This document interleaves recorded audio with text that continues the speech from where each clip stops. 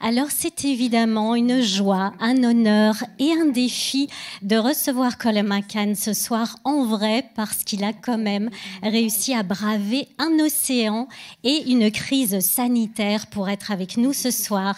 Thank you so much, Colum, for being with us tonight. And as we say in Hebrew, Baruch haba, bienvenue en hébreu. Alors, Colum McCann, je vais vous le présenter en quelques mots. Il voit le jour en 1965 à Dublin. Il fait des études de journalisme et devient reporter. Repéré, on lui offre un travail extraordinaire, mais sa soif d'aventure va l'emporter. À 21 ans, il prend son vélo pour parcourir les États-Unis où il vit toujours aujourd'hui. Cet écrivain reconnu dans le monde entier est aussi chevalier des arts et des lettres. Et il a écrit notamment Danseurs, Zoli ou 13 façons de voir le monde. Il nous invite également à voir le monde autrement à travers ce roman extraordinaire, ce chef-d'œuvre qui est Apeirogon aux éditions Belfond, qui a été élu meilleur livre étranger et prix Montluc, Résistance et Liberté. Il est, comme l'a rappelé Sarah Moon, basé sur une histoire réelle, celle de deux hommes que tout oppose a priori. L'un est israélien, l'autre est palestinien, mais ils sont unis par une tragédie qui leur a arraché leur fille. Ces frères d'âme vont dès lors se battre pour la paix, la tolérance et l'égalité. Un combat que mène également Colum McCann à travers son association dont on parlera, Narrative 4. Et je salue également Marguerite à nos côtés qui traduira ses propos. Colum McCann, vous avez grandi dans une maison entourée de livres et dans le New York Times, vous avez écrit que leur fonction est de nous apprendre à vivre. Qu'avez-vous appris de la vie et de vous-même en lisant? First of all, merci, merci beaucoup à tous. And I'm so delighted to be here. What an incredible prize to get. What a good time to be alive and to acknowledge all of those who didn't make it, and to think not just in the last couple of years, but down through our times. And I think literature becomes so important, and stories and storytelling become so important. But really, what we have right here is community, a community of feeling. So I'm very honored to be here. Je voudrais commencer par dire que je suis vraiment ravie d'être ici. C'est un prix incroyable. C'est incroyable de recevoir ce prix. Et quel moment important pour être en vie, quel moment rêvé pour être en vie et pour se souvenir aussi de ceux qui ne sont plus là, pour réfléchir à notre époque, pas uniquement ces 2 dernières années qui viennent de passer, mais notre époque en général où la littérature est si importante, où raconter des histoires n'a jamais été justement aussi important. Nous formons une sorte de communauté ici et c'est un honneur d'être avec vous. And you're right. I came from a house full of books. There were so many books in my house that you couldn't see the walls. My father was the features editor of the Evening Press, which is part of the Irish Press newspaper group, and he looked after a lot of writers.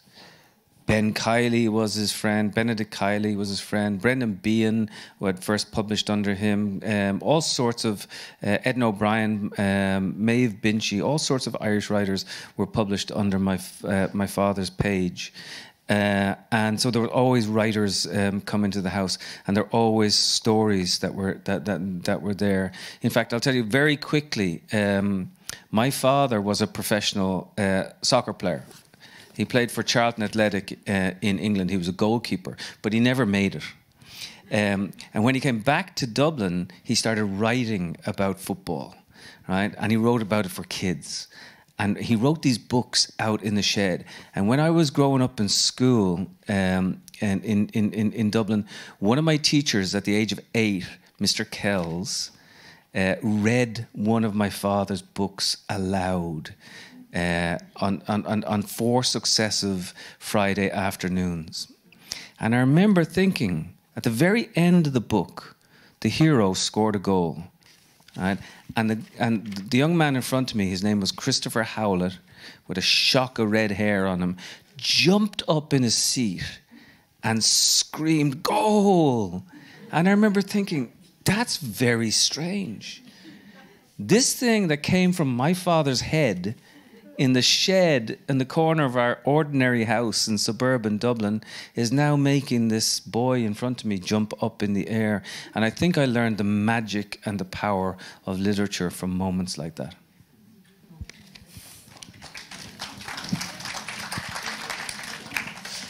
Donc vous avez raison, il y avait tellement de livres chez moi, là où j'ai grandi, qu'on ne voyait même plus les murs. Mon père était un grand journaliste, il était rédacteur en charge des pages des écrivains du journal Feature Press, qui faisait partie d'un groupe de l'Irish Press.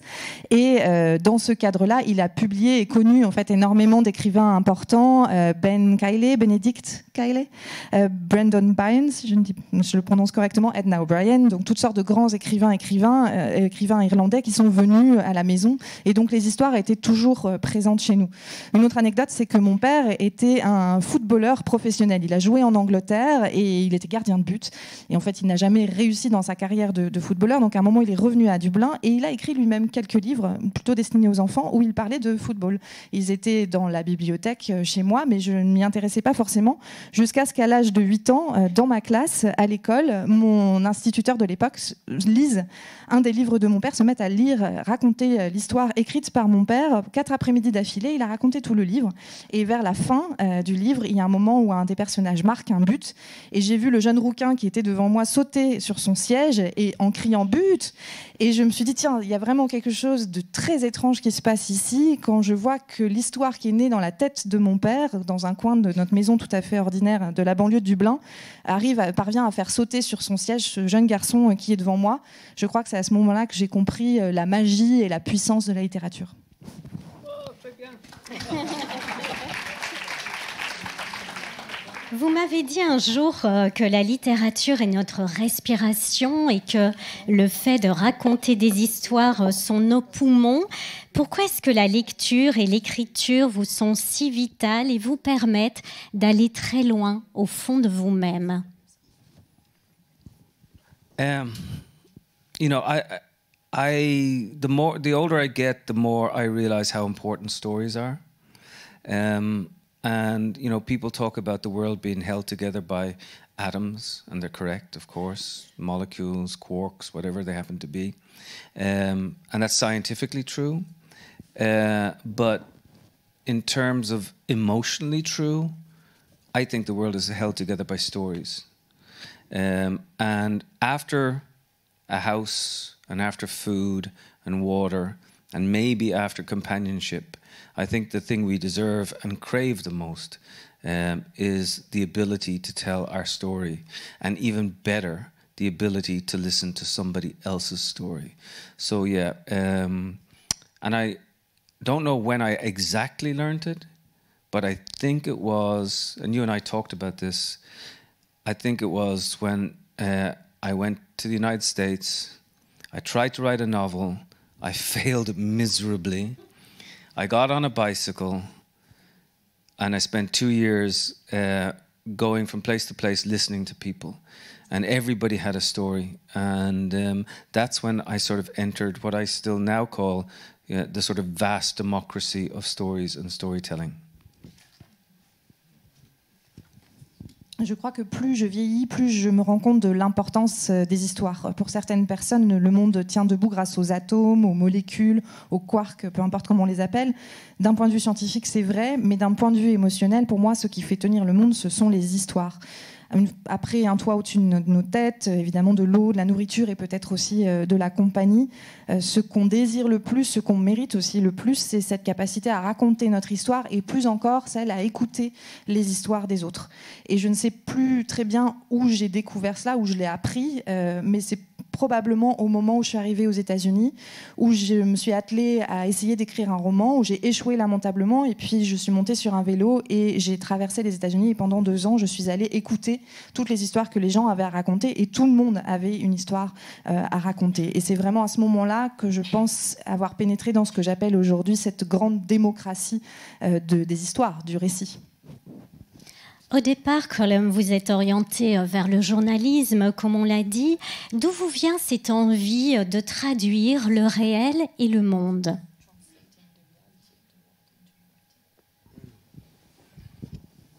I'm going to say something now, and I hope I say it a lot tonight. I don't know. And I think it's really important these days to say, I don't know. One of the things I've noticed over the last 2 years in particular is that the world is diseased with certainty. Everybody is so convinced that they are entirely correct and that they have the right answer and that they know how to respond to a question. And because of that, they lock off their rooms, they close their curtains. You don't go into the room unless you look like them or sound like them or think like them. And one of the things that I think that we need to start working on, especially in the United States, and I presume it's the same here, I think it's the same in Ireland, that we need to sort of acknowledge how messy it is, how contradictory it is, how full of complications it is. And sometimes it's actually braver to say, I don't know where this stuff came from, than to make up an answer that sounds good. If I tried to honestly answer your question beyond I don't know, I'd say I'm really grateful for my parents. That sounds a bit twee, but I am. And I'm incredibly grateful, I have to tell you, for my teachers. And the more I think about, the more I engage with teachers around the world, the more heroic they become to me. Now, I'll tell you very quickly, and I'm sorry to go such a long answer. When you travel, in the last few years, they say to you, if you're in the military, in the US, if you're in the military, please show your military card and come up here and get on the plane quickly, right? You're like a first-class citizen. Now, they've started to do it with what they call first responders, which are nurses and doctors, and which is great, and I love it. And military, whatever floats your boat. But I can't wait until the day that they do it when you show your union card and you're a teacher, and you say, get on the plane first, because the teachers are ignored, like completely ignored. So, thank you. La réponse que je vais donner, et j'espère que je la donnerai plusieurs fois ce soir et même beaucoup, c'est que je ne sais pas. Je pense que c'est particulièrement important de nos jours d'être capable de dire qu'on ne sait pas, parce que la grande maladie du monde depuis 2 ans, c'est la certitude. Tout le monde est convaincu d'avoir la bonne réponse, d'avoir raison, de savoir comment réagir, et c'est ça qui pousse les gens à s'enfermer dans une pièce, à fermer les rideaux et à ne laisser entrer que ceux qui parlent comme vous, que ceux qui pensent comme vous, que ceux qui vous ressemblent. C'est quelque chose sur lequel on doit vraiment travailler, en particulier aux États-Unis, mais je pense que c'est la même chose ici. En tout cas, c'est aussi la même chose en Irlande. On doit vraiment travailler à reconnaître la complexité, la confusion en fait de la situation dans laquelle nous sommes. Et parfois, c'est plus courageux de dire qu'on ne sait pas que de se fabriquer une réponse qui sonne bien. Pour répondre peut-être au-delà de ça quand même à la question, peut-être ce que je peux dire, c'est tout simplement que je ressens une profonde gratitude envers mes parents, même si ça peut sonner un peu téléphoné, envers mes enseignants. Surtout, plus j'apprends, plus je vieillis là aussi, plus je trouve les enseignants particulièrement héroïques. Et ce que j'ai envie de vous dire, c'est que quand on voyage aujourd'hui, par exemple aux États-Unis, quand on appartient à l'armée américaine, quand on est militaire, on vous encourage à montrer votre carte pour passer et embarquer le premier. Vous êtes traité comme un citoyen privilégié. Aujourd'hui, les choses ont évolué un petit peu. Maintenant, on montre sa carte d'infirmier ou de pompier, c'est-à-dire ceux qu'on appelle les first responders en anglais, donc ceux qui étaient au premier sur le front en fait de la réponse à la crise, à la pandémie. Donc tant mieux, c'est sans doute très bien, mais moi j'ai hâte de voir advenir le jour où il faudra montrer sa carte d'affiliation au syndicat des enseignants pour se voir proposer l'embarquement en premier, parce que les enseignants sont particulièrement ignorés et qui devraient être reconnus davantage. Vous avez pratiqué l'écriture journalistique avant de bifurquer vers l'écriture romanesque. En quoi est-ce que c'est une autre façon d'être un témoin du monde? Qu'est-ce qui fait pour vous la force et la puissance des romans? It's a great question. And I'm going to be controversial here. I think there's no difference. No difference whatsoever. There's no difference between the philosopher the playwright, the poet, the novelist, the journalist, the student in school who's writing her essay. As long as the good word is put down properly on the page, there is really essentially no difference. I don't believe in this hierarchy of literature. And, you know, I'm still a journalist, always will be. And I don't, there are certain articles that I read in newspapers that have more power than some of the best poems that I've ever read. So I just believe in the good word placed in the right place. C'est une très bonne question, mais ma réponse va être un peu sur la controverse.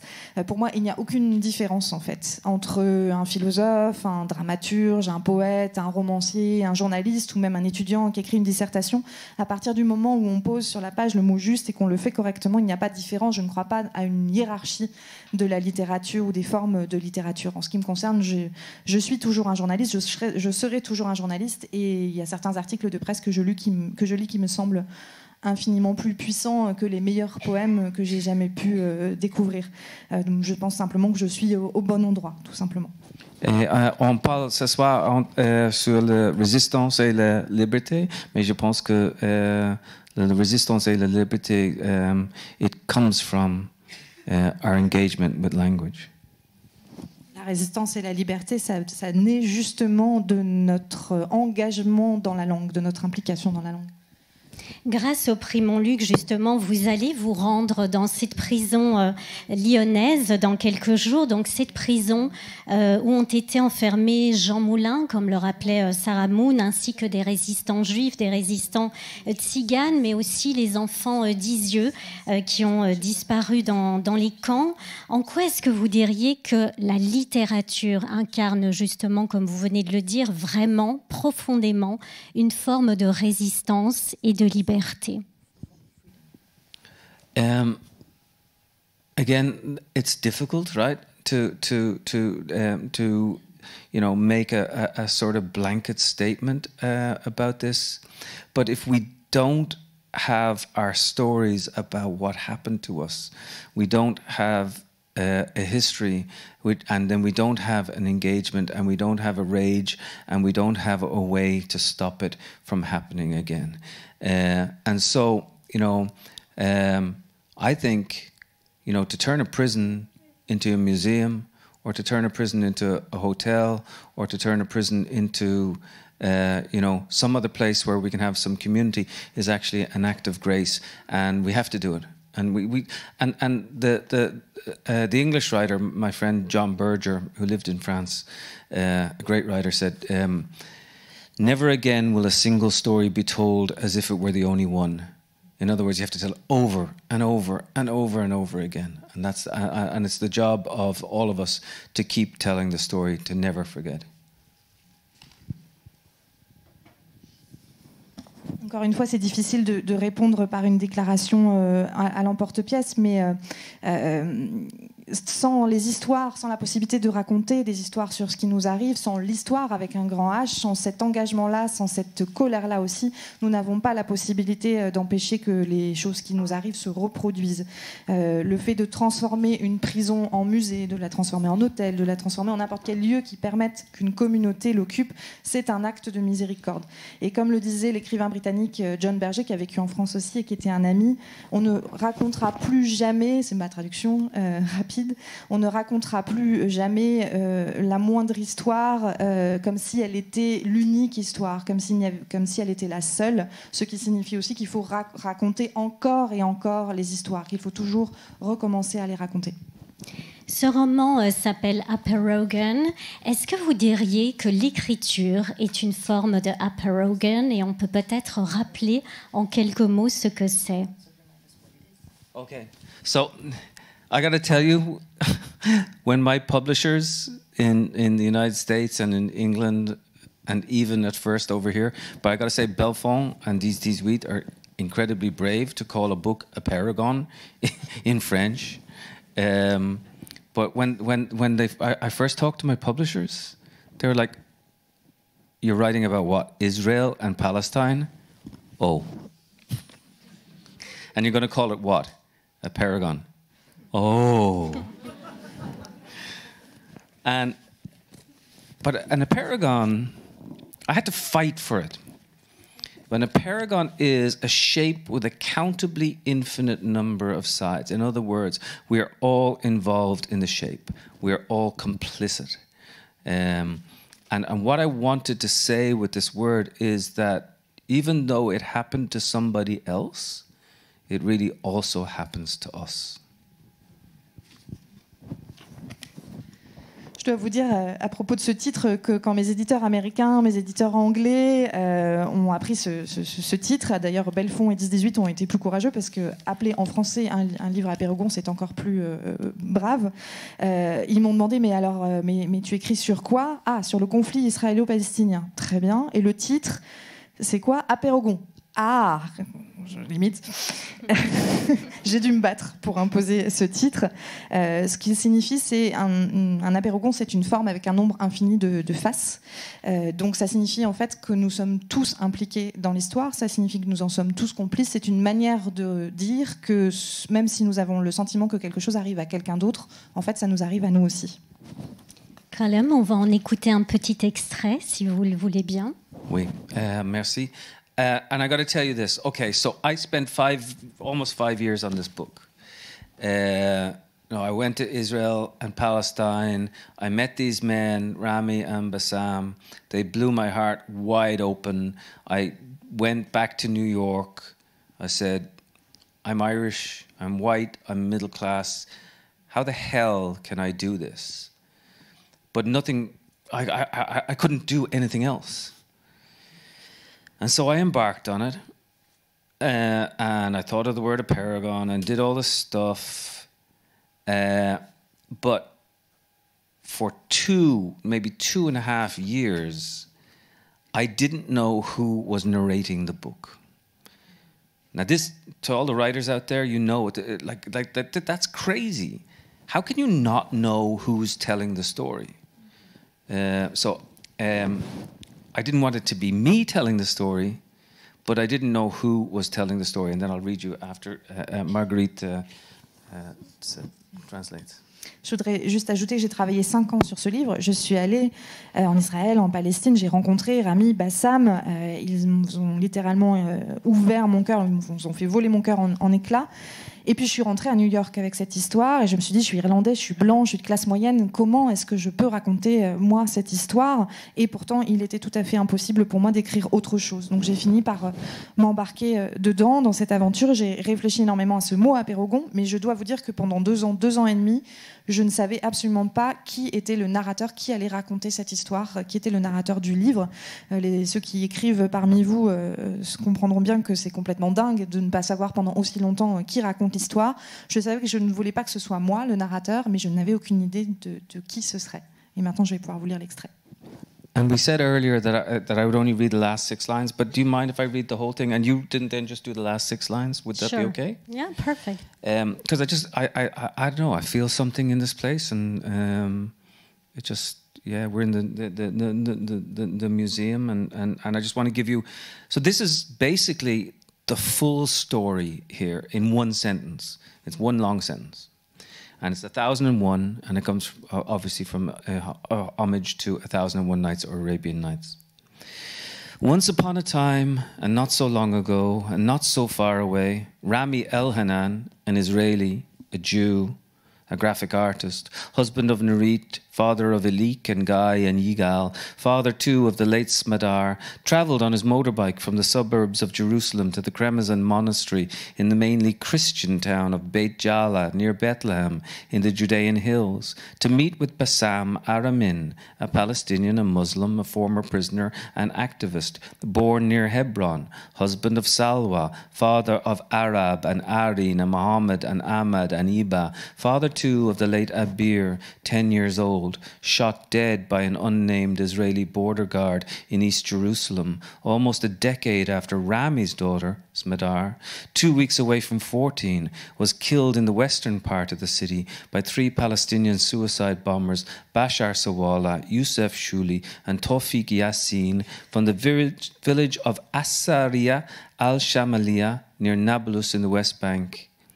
A place of intrigue to the listeners gathered in the red brick monastery perched on the hillside, in the mountains of the beloved, by the terraced vineyard, in the shadow of the wall, having come from as far apart as Belfast and Kyushu, Paris and North Carolina, Santiago and Brooklyn, Copenhagen and Terezin, on an ordinary day at the end of October, foggy, tinged with cold, to listen to the stories of Bassam and Rami, and to find within their stories another story, a song of songs, discovering themselves, you and me, in the stone-tiled chapel where we sit for hours, eager, hopeless, buoyed, confused, cynical, complicit, silent, our memories imploding, our synapses skipping, in the gathering dark, remembering while listening, all of those stories that are yet to be told.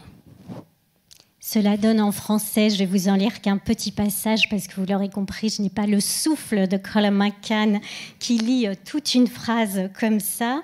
Donc en français, cela donne « En ce jour banal de la fin octobre, brumeux, un peu froid, pour écouter les histoires de Bassam et de Rami et trouver dans leurs histoires une autre histoire, un cantique des cantiques, se découvrant vous et moi dans la chapelle en pierre où nous, suspense, restons assis des heures, attentifs, désespérés, gais, troublés, cyniques, complices, silencieux, tandis que nos souvenirs implosent, que nos synapses déraillent dans l'obscurité qui avance et que nous nous rappelons en écoutant toutes ces histoires qui n'ont pas encore été racontées.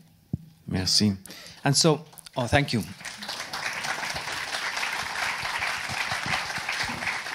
So what I want to tell you is that like, I didn't know who was writing the goddamn book. And I'm like, I was bored with myself. It had to be somebody else. And either this is the smartest thing that I've ever thought, or it's the stupidest thing that I have ever thought, or maybe it's both. Because one day I just woke up and I realized the reader is the narrator of the book. And I thought, wow. And then I thought, maybe that's every book. Maybe I'm so stupid that every book the reader becomes the narrator. But in particular, it was this book, that the person who reads it, you and me, become the narrator. And after that, I was liberated. I could do whatever I wanted to do. So that was a moment of great revelation. Donc pour revenir à cette histoire, c'est que je ne savais donc pas qui écrivait ce fichu bouquin et je savais seulement qu'il fallait que ce soit quelqu'un d'autre que moi. Et c'est là que j'ai eu l'idée qui est peut-être l'idée la plus intelligente que j'ai jamais eue, ou peut-être la plus bête, ou peut-être les deux. Un jour, je me suis réveillée et je me suis dit, mais en fait, c'est le lecteur qui est le narrateur du livre. Et puis ensuite, je me suis dit, mais en fait, c'est peut-être le cas de tous les livres, ce livre en particulier, mais peut-être qu'en fait, finalement, c'est vous, c'est moi, c'est la personne qui lit le livre qui est le narrateur de l'histoire. Et c'est quelque chose qui m'a complètement libérée et qui m'a permis de faire ce que je voulais avec ce livre. Et ça a été vraiment un moment de révélation pour moi. Dans les remerciements ou dans le passage que vous venez de lire, Colum, vous rappelez que nos voix nous viennent des autres, qu'il s'agit d'une communauté de sentiments, comme vous le disiez. Comment est-ce que vous avez rencontré Rami Elhanan et Bassam Aramin, et pourquoi est-ce que vous avez été si sensible, si touché par leur voix? I went with Narrative 4. My story exchange group, non-profit exchange group where we bring young people together to tell stories around the world. A group of artists, musicians, activists. We went around Israel and Palestine for 2 weeks. And on the second to last day, we're in the town of Beit Jala. I walk up the staircase into this room. I was kind of tired. It was cold outside. It was a little bit rainy. To be honest with you, I kind of wanted a drink. And there's 2 guys sitting there. They got, and I said, okay, well, I'm going to listen to these guys for a while. And within half an hour, I was crying my eyes out. And they changed me. And they said to me afterwards, they took me aside and they said, well, you know, you've got to harness the power of your grief. What I didn't know, well, I felt that they were telling me the story for the first time ever. What I didn't know is that they'd already told that story 3 times that day. But it was so fresh and new and unique to me that I knew that if I could write a book about it, it could be the same thing for readers. And so I came back to Israel, came back to Palestine many times after that, sat with them, drove in their cars, slept in their houses, had dinner with them, drove on Rami's motorbike, went through checkpoints with Bassam, and got to know them. And they became great friends, and they sort of allowed me freedom with this book. Amazing. I said, you know, I want to write a book about you. And they said, okay. I'm like, but you don't understand. I'm a novelist. I make shit up, you know. And they're like, okay. And I'm like, are you serious? And then I realized the worst thing in the world had already happened to them. There was nothing that I could do to make it any worse. And even if I just got a portion of it correct, it was what they wanted. So that was liberating too.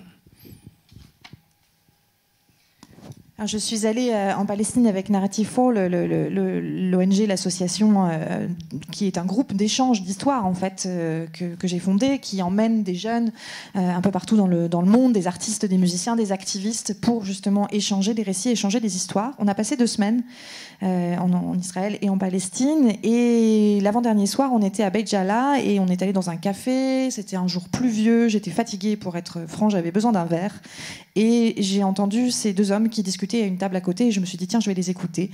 Et au bout d'une demi-heure, j'étais complètement bouleversée, je pleurais à chaudes larmes. C'est eux qui sont venus me trouver et qui m'ont dit il faut que tu arrives à faire quelque chose du pouvoir de ce chagrin en fait. Il faut que tu arrives à le contrôler et à en faire quelque chose. Et je me suis dit, moi je pensais à ce moment-là que c'était quand ils m'ont raconté leur histoire, que c'était la première fois qu'ils la racontaient comme ça. Elle me paraissait incroyablement puissante et neuve. Et ce que j'ignorais à ce moment-là, c'est que ça faisait déjà 3 fois ce jour-là qu'ils racontaient leur histoire.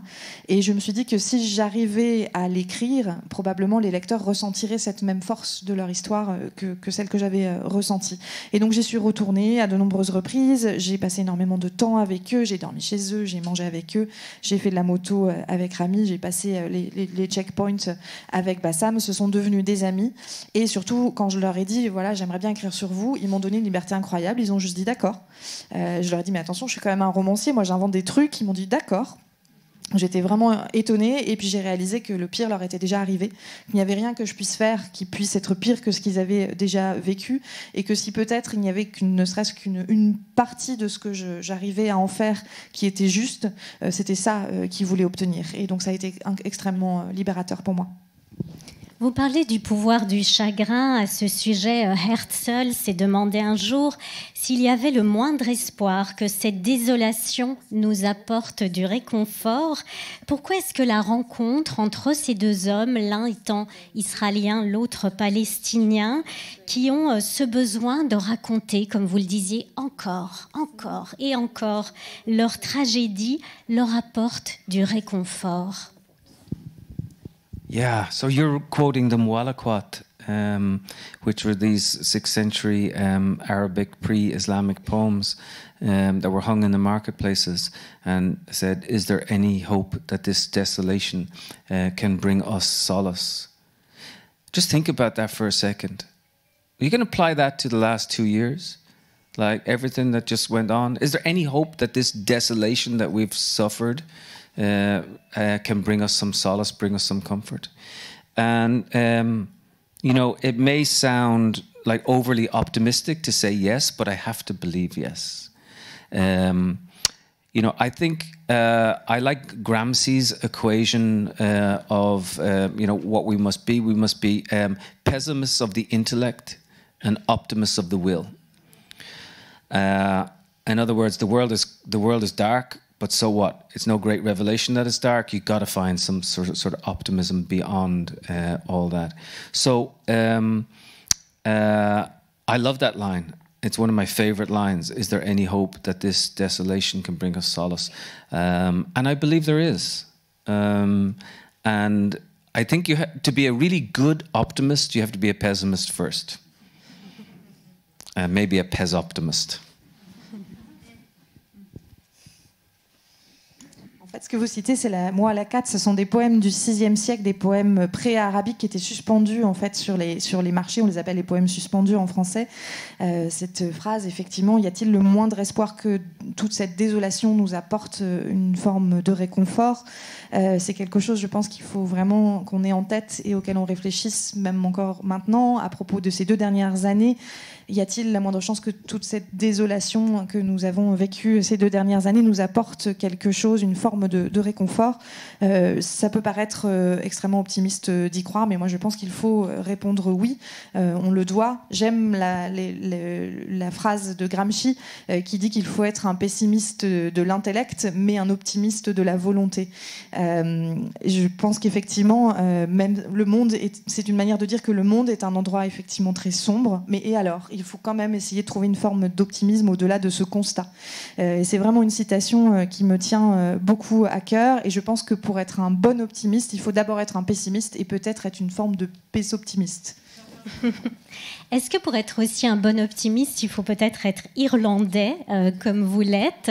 Un irlandais qui manie parfois la langue comme une arme, comme vous le dites souvent, et qui parvient justement grâce à cela, à travers un roman comme celui-ci, à travers Narrative 4, on en parlera également, peuvent contribuer à briser les murs que nous avons dans nos têtes.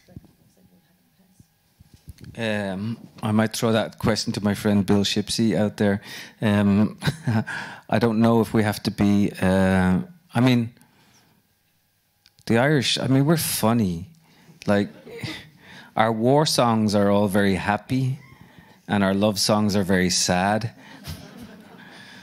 That's what we're like. But I do find an optimism in Ireland that's a different optimism to the American optimism. I think there's a more realistic optimism that happens in Ireland. In America, sometimes it's a little bit flighty, if you will. But I think there's a harder, more reasonable optimism in Ireland, and not that we have many reasons to believe it down through our history, but if you look at where Ireland is now, you know, we got 23 years of peace. If you'd have told me when I was 16 years old in 1981, when the hunger strikes were going on, that we would have a peaceful or a relatively peaceful, relatively stable country in 2021, I would have said there's no way.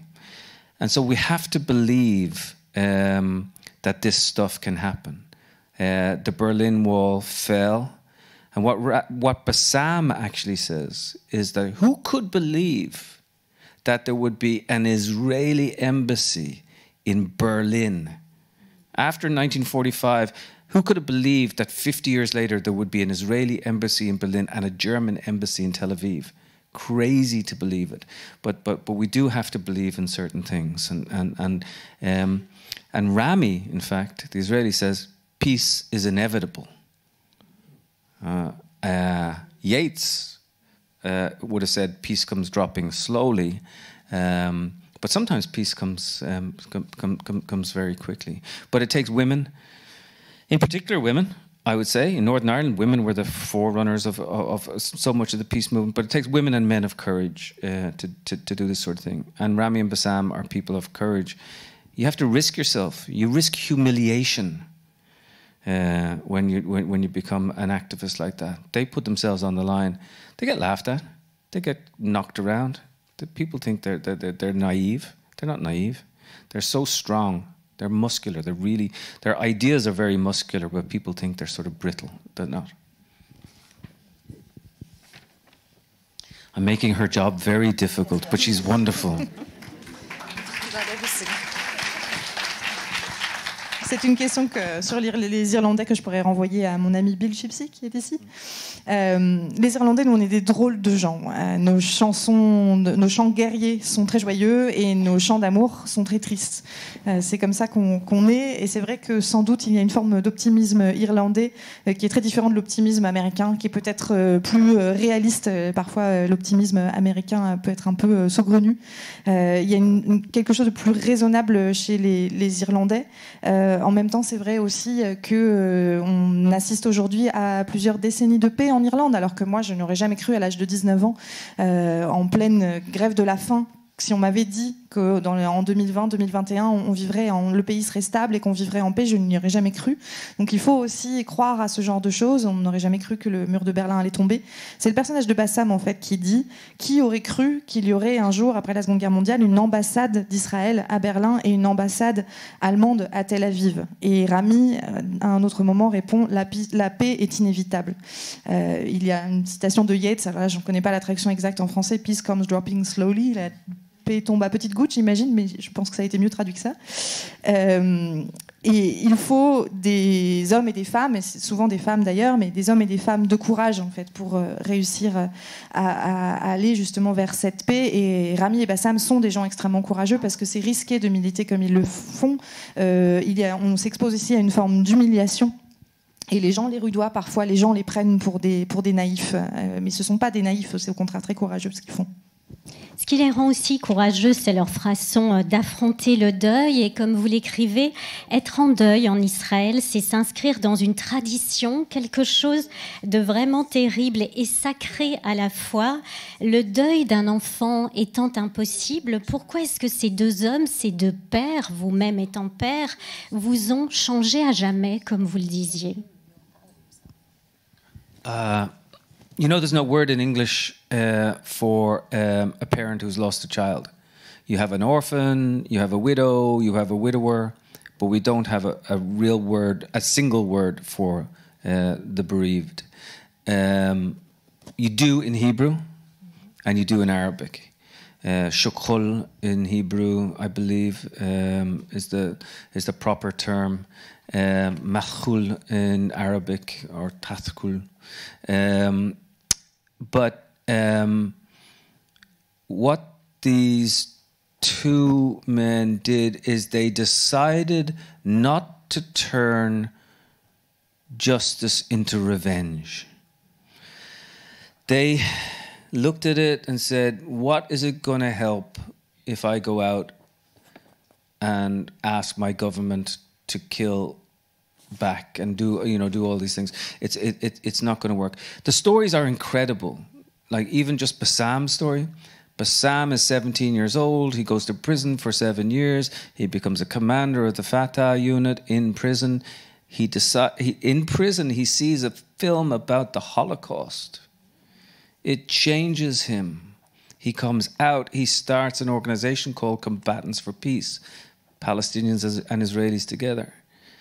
After he starts the organization Combatants for Peace, his daughter dies. I mean, who could write that? I mean, it's impossible.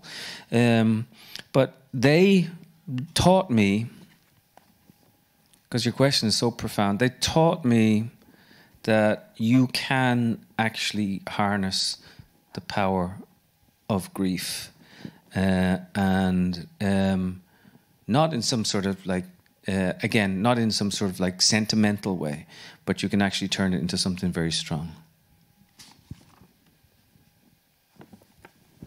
Vous savez, il n'y a pas de mot en anglais, ni en français d'ailleurs, pour un parent qui a perdu son enfant. On a le mot orphelin, on a le mot veuf, on a le mot veuve, mais le parent qui a perdu son enfant, ça ne se dit pas en un seul mot, alors qu'en hébreu, il y a un mot, en arabe, il y a un mot. Et ce que ces deux hommes ont fait, c'est qu'ils n'ont pas transformé leur quête de justice en quête de vengeance. Ils se sont dit que ça n'apporterait rien de bon d'aller attendre de leur gouvernement qu'il aille tuer des gens en représailles. Et c'est là où ils ont une histoire véritablement incroyable. Bassam, à 17 ans, il s'est retrouvé en prison pendant 7 ans. Il est devenu un commandant du Fatah en prison.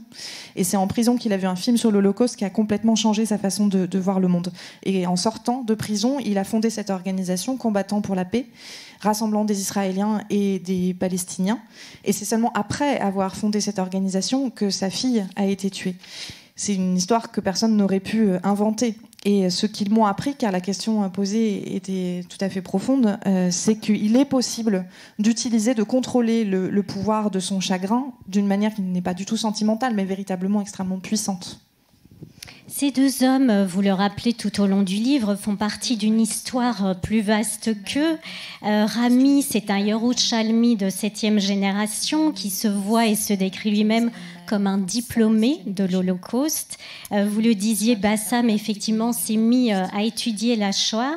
Pourquoi est-ce que vous diriez qu'à un moment donné, la grande histoire a toujours un impact sur la petite histoire des petites gens ? Big history? I don't know.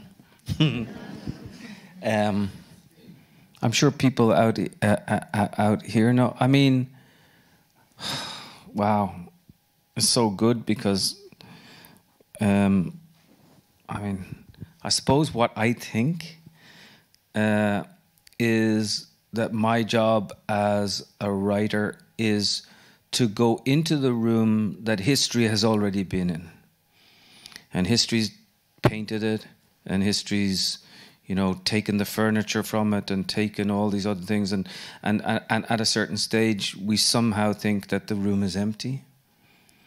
But the job of the writer is to go into the empty room and to sweep the floorboards and to catch a tiny little piece of dust.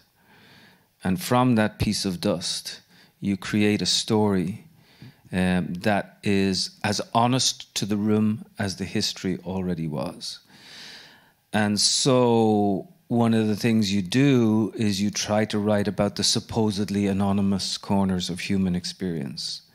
You write about the supposedly voiceless or the people who haven't had a chance to tell their story yet. And that's how you engage with history. History's not better than fiction. Fiction's not better than history. All of these things are braided together. And once we're brave enough to acknowledge that we don't have all the answers, then you start to get some of the answers.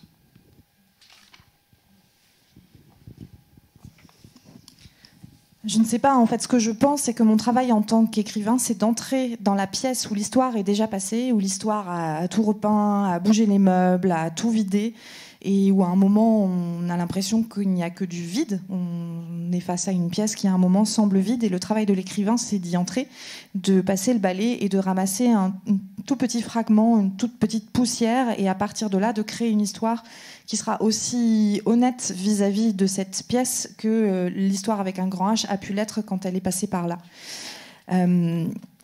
Ce qu'on essaie en tant qu'écrivain, c'est d'explorer les recoins de l'expérience humaine qui sont censés être anonymes. C'est de faire parler les voix qui sont censées, les gens qui sont censés justement être privés de voix.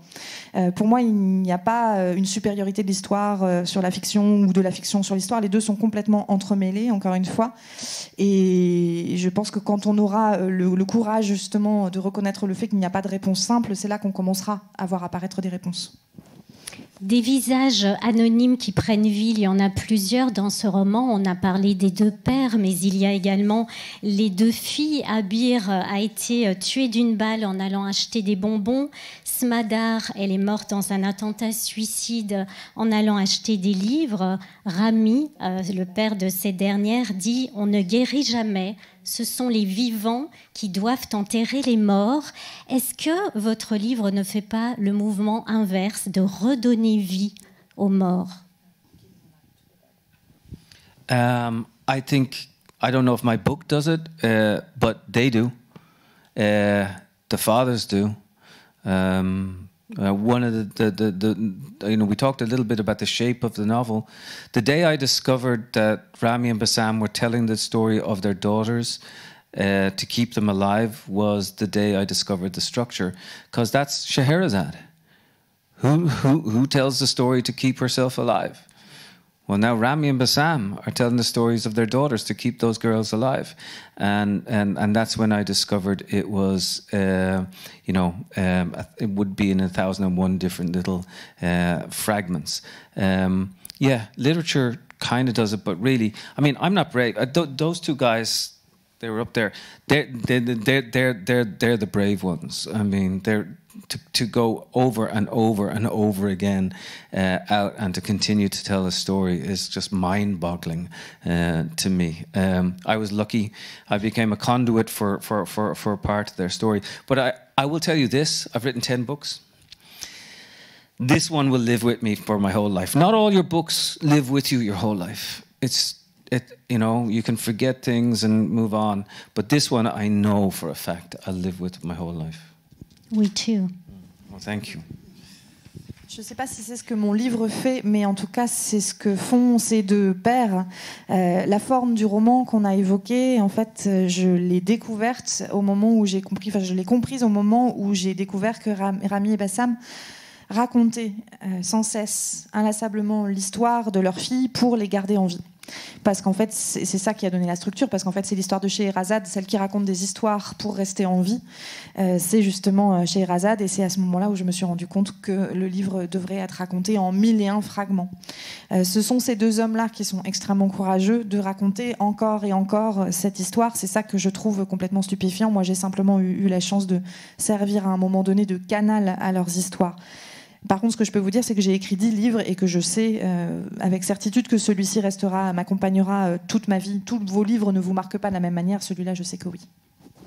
Bassam dit à un moment donné qu'il est tragique que nous soyons constamment obligés de prouver que nous sommes des êtres humains. Est-ce qu'à travers votre association Narrative Force, c'est aussi ce à quoi vous aspirez, de rappeler et aux uns et aux autres que même si nous sommes très différents, nous sommes après tout des êtres humains? Yeah, thank you for bringing this up. I don't want to talk about Israel and Palestine. We can talk about it in that context, but I'll tell you another story. So narrative 4, we got all these kids in the South Bronx in New York City, the second poorest congressional district in the United States. And we got all these kids in eastern Kentucky. Like, these kids are white, these kids are black. These kids are blue, Democrat. These kids are supposedly Republican. These kids are rural. These kids are urban. They're terrified of each other. It's almost as if they think they come from different planets, right? But if you get them together and you get them to tell a personal story, it somehow breaks down all the borders and all the barriers. It dissolves all these things. So you tell my story, I tell yours, and that's what we do with narrative 4. And see, this is what's really interesting about Rami and Bassam. Yeah, they're political. They are political. But you know what? They're not going to say to you it's one state or two states or 8 states or a federation or a confederation. They're going to tell you the story of Abir and Smadar, and it will break your heart.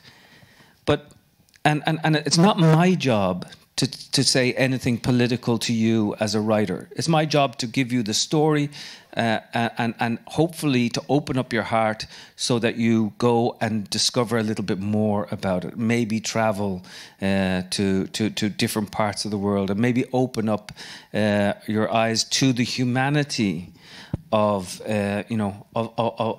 everyone. And, again, people can sort of laugh at you. Oh, there goes your man talking about humanity and all this stuff. That's fine. It's there. The fact of the matter is, it's very obvious. We're all human. And we need to recognize one another's humanity. Now, here's the thing. And the last thing I'll say in relation to this. Rami says, we don't have to love each other. We don't even have to like each other. But we have to understand each other. And that's incredibly important. And I think that the only place that can happen in this contemporary world, well, some of it happens in books, but really it happens in schools. And if we can teach it and catch it at an early stage, we can turn things around a little bit.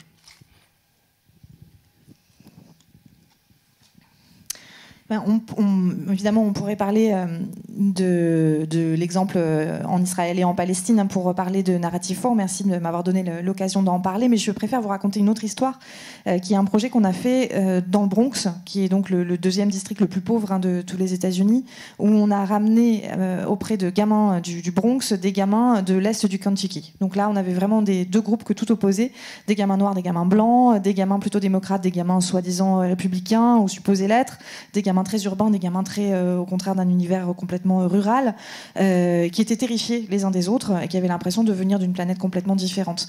Et quand on met ces enfants, ces jeunes en présence et qu'on leur donne l'occasion de raconter une histoire personnelle, en fait, ça fait voler en éclats toutes les frontières, tous les murs qui peuvent exister entre eux. Ça dissout justement toutes ces barrières entre eux. Et ce qu'on fait à Narrative Force, c'est que tu racontes mon histoire, je raconte ton histoire.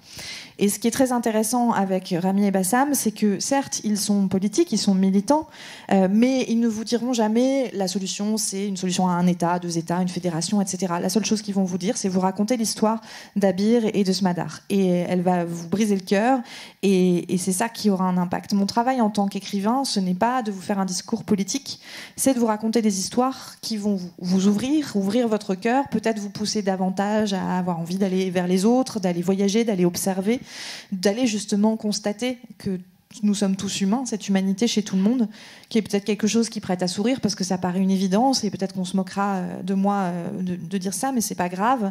Ce que Rami dit et qui est très important, c'est qu'on n'est pas obligé de s'aimer, on n'est même pas obligé de s'apprécier, mais par contre on est obligé de se comprendre. Et c'est ça qui est extrêmement important.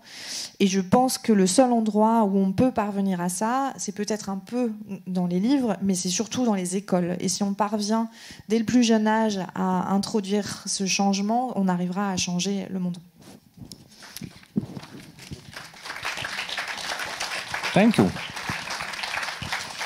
On le disait au début, vous êtes né en Irlande, vous êtes né à Dublin, vous avez grandi là-bas aussi. Est-ce que vous pensez que ça vous a donné un autre regard justement sur ce qui se passe en Israël, sur ce qui se passe en Palestine, et qu'aller à la rencontre de ces deux hommes, qui a travaillé à travers des projets comme Narrative Force, ça vous donne justement toute la complexité, toute l'Apeirogon que peut être une région comme celle-ci, une région de conflit. Yeah, I don't think I'm special, no. And I don't think you have to be from Ireland to understand it. I think you can be from, anywhere in the world, and you just got to try a little harder to understand it. I mean, I was helped by the fact that I knew a little bit about conflict. My mum comes from Northern Ireland. I'd gone through checkpoints myself when I was a kid and so on. But it doesn't mean that somebody from France or Algeria or Australia will not be able to do it better than me. We all have it. We all have it within us. And that's the thing we got to access, that it's there for every single one of us.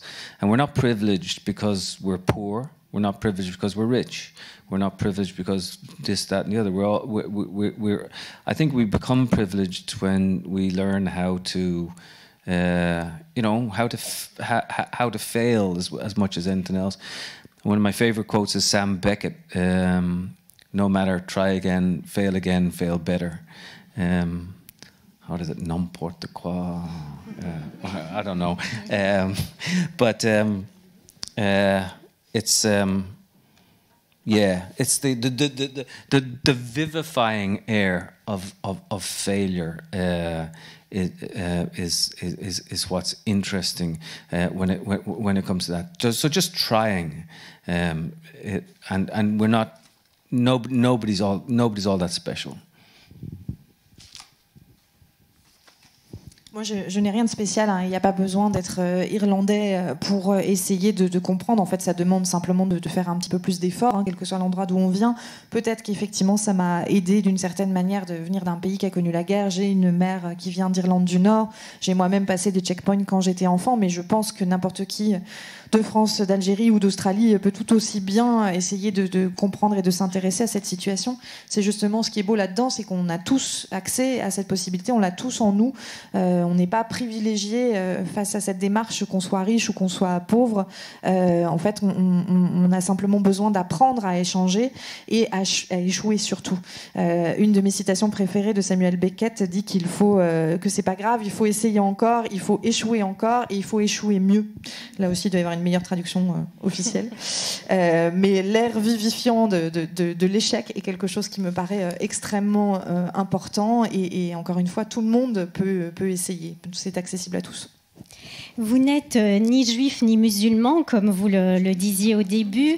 Néanmoins, vous êtes beaucoup penché sur ces deux cultures et ces deux religions, en allant à la rencontre de ces hommes, en vivant auprès d'eux, comme vous l'avez dit. Qu'est-ce qui vous fascine le plus dans ces cultures et ces religions que sont le judaïsme et l'islam? How close they are. How incredibly close they are. In terms of ideas, in terms even of language, you know, where Hebrew comes from, you know, is sprung from so many, you know, Arabic words, and how close the actual true ideals of, you know, Islam and the Jewish culture happen to be. How incredibly I don't know, just hospitable everybody was. I noticed it especially first in the West Bank, but then I also began to notice it in Israel the more I went in, and how potentially close everybody was. And then the big tragedy is that they weren't allowed to know one another. I'm not going to privilege one side or the other or any side here, but like if you go into certain schools there, you are not allowed to know, and that's you know, if they could know one another better, like Rami and Bassam actually, you know, tried to know one another, I think it's obvious that we'd be a whole lot better off. I wish I could bring you guys to Beit Sahur, just over the wall in Bethlehem, just over the wall from Jerusalem, and we'd all go to a cafe tonight. We go to the Singer Cafe in Beit Sahur, and we sit down there, and I guarantee you would meet some people who would fascinate you. But you're not allowed to go, and that's a crime, you know. And I think one of the things that we're going to do is, you know, maybe have a movement amongst young people to make sure that we can begin to go again. But fear makes money, and fear makes politics, and fear makes votes. And so they want us to fear one another, whether you're Rami or Bassam.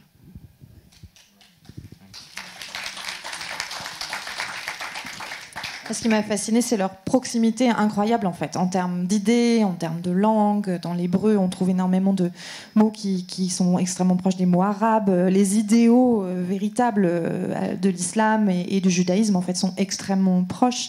Ce qui m'a frappé aussi, c'est l'hospitalité incroyable de toutes les personnes que j'ai pu rencontrer, qui m'a frappé d'abord en Palestine, mais aussi en Israël. La proximité incroyable en fait entre ces gens et la tragédie immense que c'est qu'on leur interdise de se connaître, en fait, sans privilégier un camp ou un autre, simplement de constater que quand on va dans certaines écoles, en fait, il est littéralement interdit aux jeunes de connaître l'autre.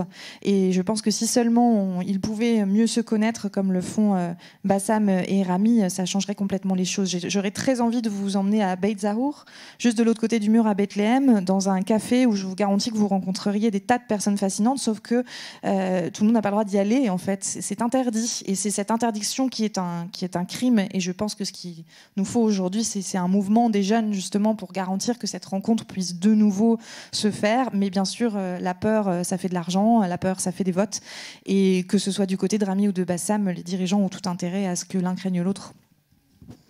Les Juifs sont perçus comme le peuple du livre, et vous le rappelez au sein de ces pages que dans la tradition juive, il est interdit de jeter les écrits invoquant le nom de Dieu, que ce soit les livres de prière, que ce soit les tefilines ou les parchemins. Pourquoi est-ce que l'écriture est si sacrée? I think one of the things I think about the Jewish culture is that it is understood within Jewish culture that story is preeminent and that you have to tell the story over and over again. And if you don't tell the story, it will happen again, what happened to you before. And I think that's incredibly powerful. There's a reverence for the word, a reverence for language, and a reverence for the ability to be able to tell your story. And I noticed that a lot. When I did a book many years ago called Zoli, which was about the Romani culture. And in the Romani culture, you actually don't tell your story publicly. And one of the theories behind what happened to the Romani people and why they're still being persecuted in several different ways is that they've never actually gone out to tell their story to the rest of the world. And so that, as Sartre would say, it reinforces a stereotype. It sort of perpetuates a stereotype by not telling your story. But one of my great I don't know what you would say. I have great reverence for the idea that you've got to continue to tell your story. And the book is sacred. The book is always sacred. Although, can I tell you something? I mean, this is kind of sad. Like all my books were published in Hebrew, except this one. And this is published in Arabic now. Now we fought, and we found a left-wing publisher in Israel to do it. But it made me sad because I thought of all the books that I wanted that one to be But look, you continue to say it over and over again, and eventually it will make its way there, I hope. But every other book, like books about Ireland, books about dancing, about being gay in in New York or whatever, they all got published in Hebrew, but it had a hard time having this one. And it's not as if it's like. The other thing is, gosh, I'm confessing all now. It's not a narrow-mindedness, because like in the United States, I actually got the Jewish National Book Award, which was amazing to me. And because that was an expansiveness and a sort of like progressiveness and an ability to tell the story. But within Israel itself, it's very difficult to tell the story. It's still difficult to say, Bassam Aramin likes Rami Elhanan. It's difficult to say that, and that's a tragedy. That's what's got to change.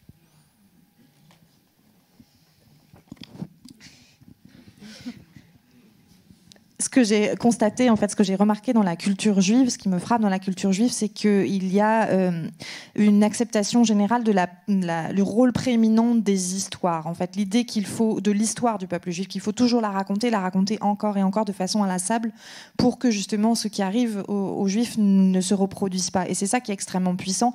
C'est pour ça qu'il y a une révérence dans cette culture pour le mot, pour la langue, pour la capacité à raconter son histoire. J'ai écrit un livre il y a quelques années qui s'appelle Zoli, qui parle de la culture rome. Et en fait, c'est une culture dans laquelle on ne raconte pas son histoire en public. C'est quelque chose qui n'est pas du tout acceptable.